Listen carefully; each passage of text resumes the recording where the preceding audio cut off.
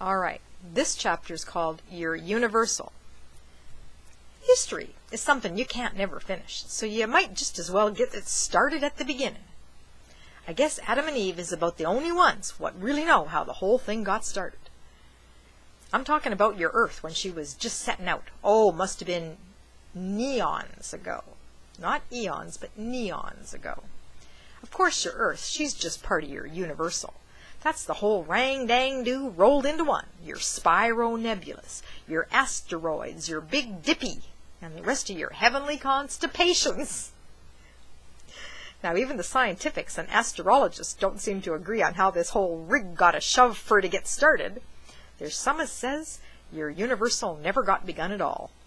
They say she's always been there in your solid state, and there she's going to stay right through your light years and your dark. On the other hand, there's some scientifics that says the whole thing got started with the ringtail snorter of a spondiferous decombustion. In other words, things got off to a big bang, and the entire proceeding's been going downhill ever since.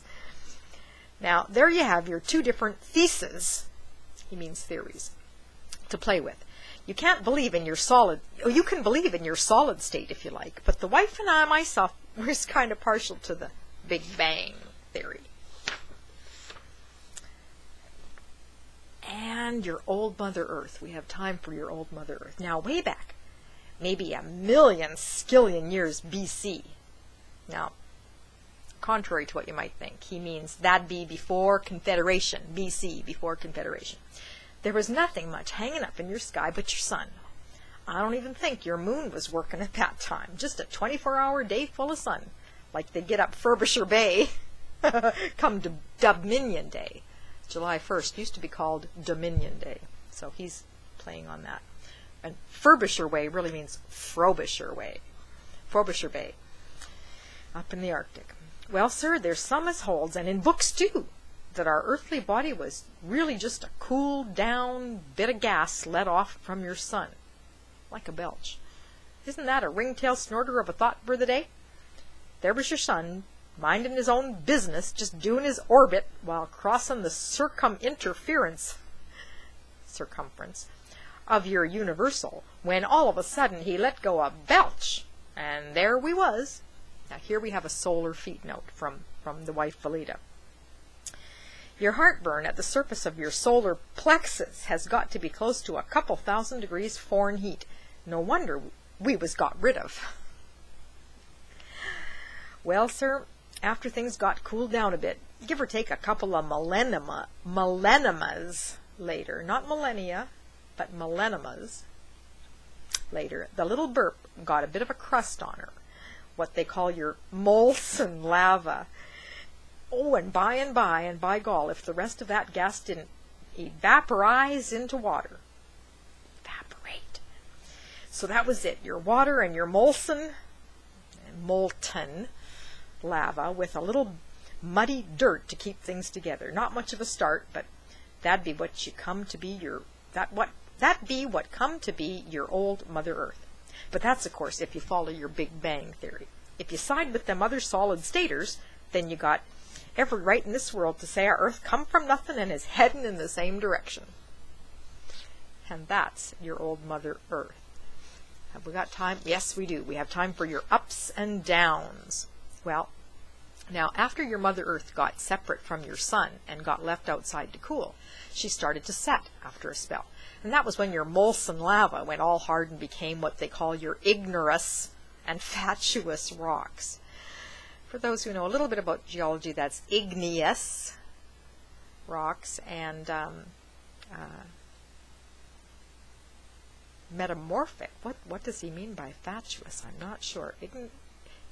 Igneous and metamorphic rocks.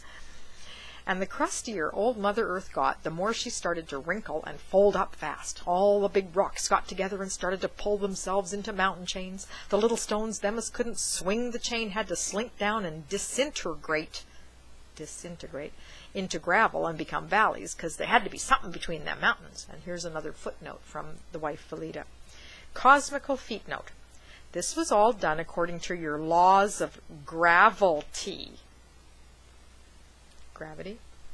which somebody passed way back then, as if a law like that could be passed in Parliament. Oh, so funny. All right. Mind you, when the mountains what sprung up, they're not the ones you see today when you go to Lake Louise or Banff, whatever that is. Another footnote, Rocky Feet note. My boy Orville can frug, whatever that is, but he don't know how to Banff. Dances. No, sirree, Bob, the first mountain has all since come unsprung. The first mountains has all since come unsprung and has been ground down to a stump, just like your average married man.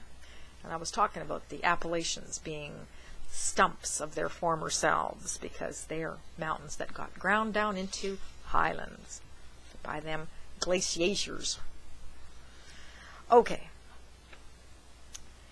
So you take your Rockies. These just little upstarts comparison to all that worn down schist around my place. You see, the Farquason farm is right up middle of what they call now your Great Canadian Shield. My gall, it's all I can do to recognize the new flag and sing the first few lines of O Canada without worrying about a shield, too. I believe you call it your Great Canadian Shield because for years it's been lying there flat and taking whatever comes to her, giving up her minerals and water without too much of a struggle. Well, I think it's called a shield because it's shaped like a shield. And I think we will leave your Pleistocene period and your terrain drain for part 3.